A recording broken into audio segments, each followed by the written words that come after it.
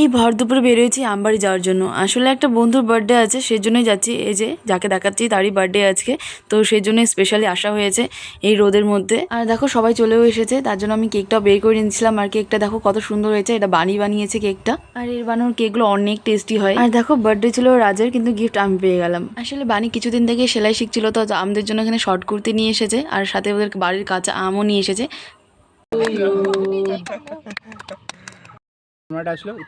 আর দেখলি তো সেলিব্রেশন তো হয়ে গেছে, তাই এখন গিফটটাও দিয়ে দিচ্ছি। আর গিফটে এনেছিলাম একটা শার্ট আর টি শার্ট।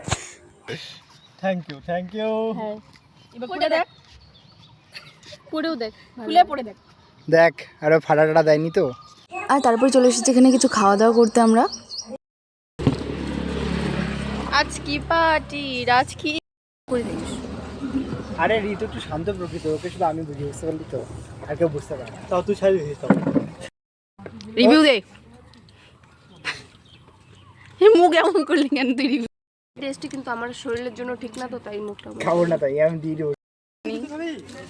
হ্যাঁ, চকলেট খাবো এবার।